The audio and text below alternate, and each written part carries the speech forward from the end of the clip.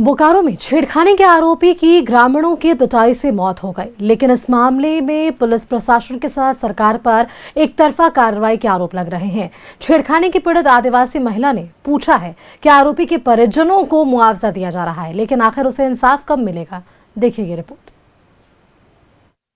छेड़खानी की पीड़ित को इंसाफ कब?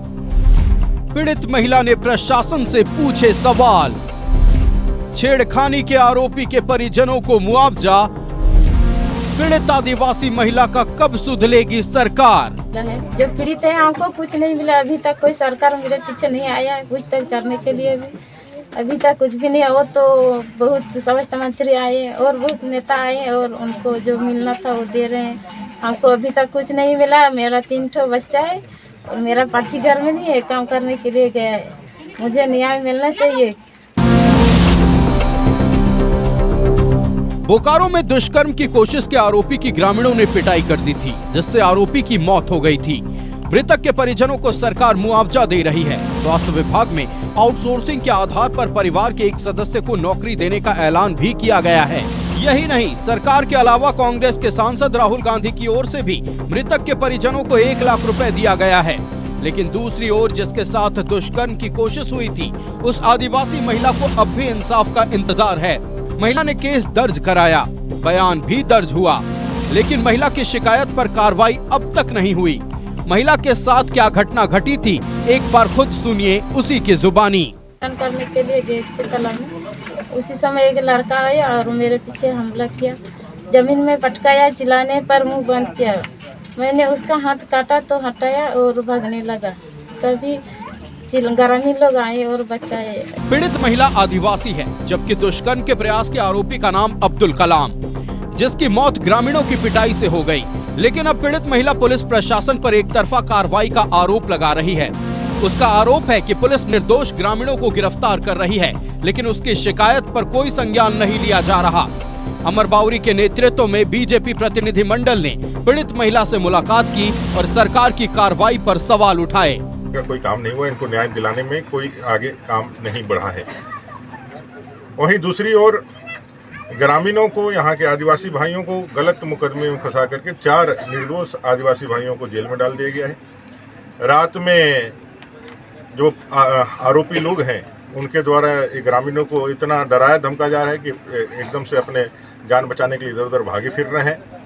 थाना के भी लगातार दबिश पड़ रही है, लेकिन राज्य की सरकार पूरी तरह से मुखदर्शक बनी हुई है। और राज्य के एक मंत्री हैं इरफान अंसारी जी, वो आ करके इस पूरे मामले को गलत तरीके से व्याख्या दे रहे हैं। एक तरफ वो जहां आरोपी का महिमा मंडन कर रहे हैं, आरोपी के कृत्य को जहां वह अपने मंत्री होने के नाते, सरकार होने के नाते बचाव कर रहे हैं, वहीं दूसरी ओर उनको मुआवजा के नाम पर सरकारी पैसा, जो जनता का पैसा है, ऐसे दुष्कर्मी व्यक्ति को देने का कोशिश कर रहे हैं।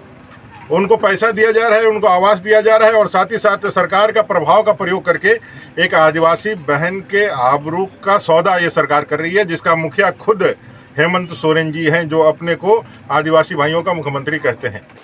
जो छेड़छाड़ कर रहे हैं, जो महिला की आबरू लूटने का काम कर रहे हैं, उसको ये सरकार सम्मान दे रही है, उनको मुआवजा दे रहे हैं, उनके परिजनों को नौकरी दे रहे हैं, इसलिए कि वो एक विशेष समुदाय से आते हैं। वोट बैंक के लिए सरकार इतने नीचे तक अगर चले जाएगी तो समाज में संदेश क्या जाएगा? पूरे मामले पर कांग्रेस ने बीजेपी पर हमला बोला है। राजेश ठाकुर ने कहा कि कानून को हाथ में लेने वालों पर कार्रवाई जरूर होगी। वहीं उन्होंने बीजेपी को मृतक के परिवार के पास भी जाने की नसीहत दी। कोई भी व्यक्ति कानून अपने हाथ में नहीं ले सकता है, और जो कानून हाथ में लेगा उसको सजा मिलेगी ही।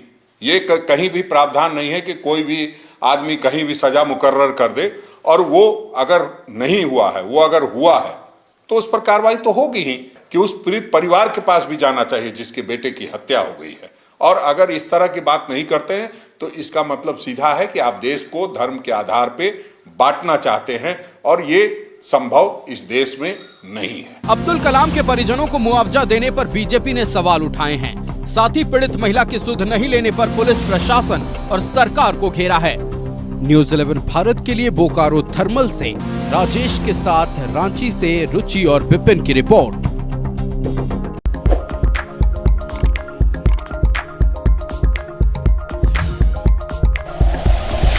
Like and share videos, subscribe करें हमारा चैनल और प्रेस करें बेल आइकॉन। News 11 भारत, सच है तो दिखेगा।